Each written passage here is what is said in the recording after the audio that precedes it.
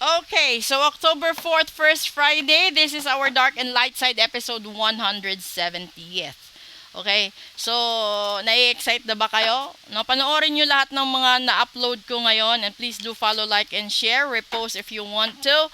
Dito malalaman natin saan galing yung mga problema nyo sa buhay at suliranin. Meron ba pinakaiba sa suliranin at problema? Okay, and then this is the light side of life. Nako. Okay. Mhm. Sa gusto po, sa nagtanong po ng meron nga palang nag-message sa akin. Paano daw po niya ibibigay yung gusto niyang ipadala, no? Message niyo lang po ako. Maraming salamat po sa lahat ho ng nagbibigay ng regalo, nagpapadala ng mga pagkain nila. Maraming salamat po talaga sa inyong lahat. At maliban kasi doon sa Piso Caravan, meron talagang mga clients na pinapadalhan nila ako. So they do it via food deliveries, yung iba naman remittances, yung iba naman talagang package talaga. So maraming salamat po. Nagpapasalamat po talaga ako. So ito, first card natin kung saan galing yung problema. The Six of Pentacles. Nako. Pangalawa, The Star. Hala! Pangatlo, Ten of Cups. Ito, konektado. Kung mapapanood nyo yung nabunot ko sa health reading ngayon, kasi nakwento doon sa health reading na sikat. Ay, doon pala hindi sa health reading, sa special episode natin. Sikat ka. Ngayon, ito. Isa sa nahuli ko dito na problema. Kasi the Six of Pentacles is charity works.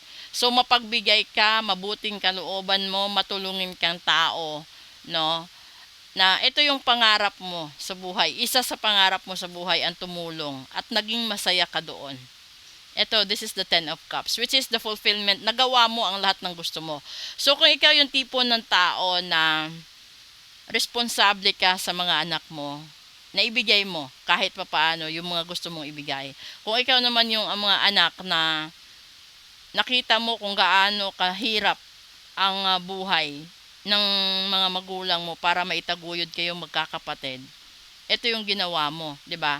Nagbigay ka ng nagbigay kasi ito ang gusto mo. Ngayon dito na mapupunta yung problema. Sa sobrang pagbibigay mo, hindi na sila nagkakaroon ng gana magtrabaho at magsumikap sa sarili nila dahil nandyan ka. So yan yung problema doon. Nasanay sila na sa'yo lahat nakakarga. At mas maganda lang buhay nila dahil naghihintay lang sila. Okay? Maraming makakarelate dyan. Lalong-lalo na yung mga overseas, yung mga clients ko from LGBT. At saka yung mga magulang, di ba? Alam nyo na yan. Tingnan natin dito anong dapat. Two of Cups.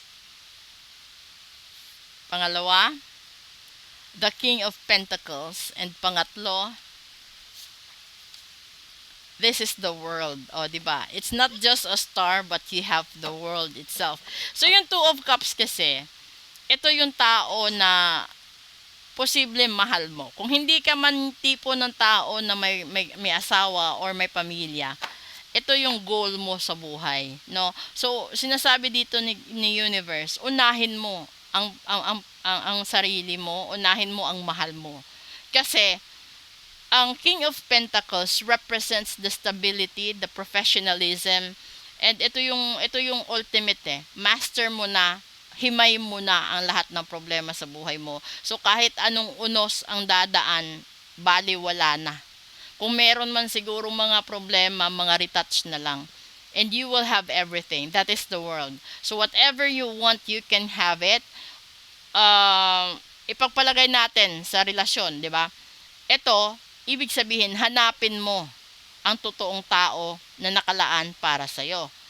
At matatagpuan mo dyan sa kanya yung completeness. Ito yung pangarap mo na may magmamahal sa'yo, may mag-aalaga sa'yo, may makakatuwang ka sa hanap buhay, magpapalaki sa mga future children ninyo, at ito yung tipo ng tao na magkatulad kayo ng gusto. Kasi ang pangit naman na nagkaroon kayo ng relasyon, hindi kayo magkapareho.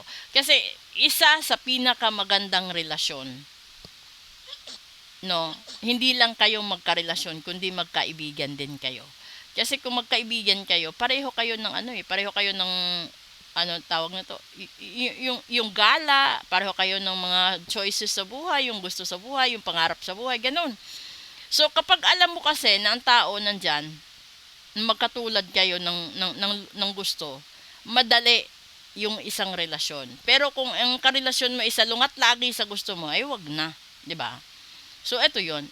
The mastery, the stability, the flexibility of a certain relationship, not just with the person that you love, but also with your parents, your siblings, and the other people, posible sa boss mo, posible sa katrabaho mo, lahat na 'yan.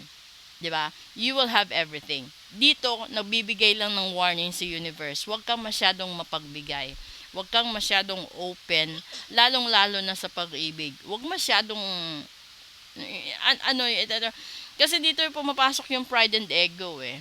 Kahit hindi mo kasalanan, ikaw yung humihingi ng tawad kasi mahal mo ang tao, which is wrong. 'Di ba? Kung ikaw naman yung taong ma-pride at ma-ego, mahiya ka din naman sa sarili mo, 'di ba?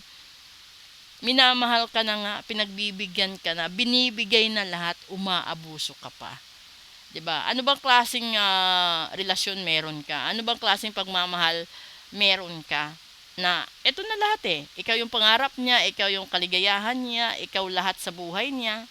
Tapos binibigyan mo siya ng pasakit, binibigyan mo siya ng sakit ng ulo, stress, depression, anxiety, lahat na. And it involves finances. Remember the Six of Pentacles. It's a charity work, not just giving your love, but also trusting the money that they had. So ito yung pinakamasakit. Na posible, iniwan mo dahil ubos na pera niya. Tinalikuran mo dahil wala na siyang ibubuga. Ito yung pinakapangit. So, the opposite side is, hanapin mo yung taong para sa'yo. Kung saan magtatagal kayo at magkasama kayo sa lahat ng pagkakataon, panahon, kasiyahan man o kalungkutan. Hindi kailangan ikasal kasi maraming tao na successful ang relationship kahit hindi kinasal. Okay? So, eto na yon. This is the dark and light side of life. Tignan natin mamaya yung Real Talk 101 natin kung ano yung buntot na mensahe sa araw na ito. Sa gusto magpa-reading, magpa-ritual, magpa-cleansing, sabihin nyo lang po para mag-reading tayo ngayon. And mas maganda, magawa nyo yan ngayon bago mag alas 6 ng gabi. Thank you!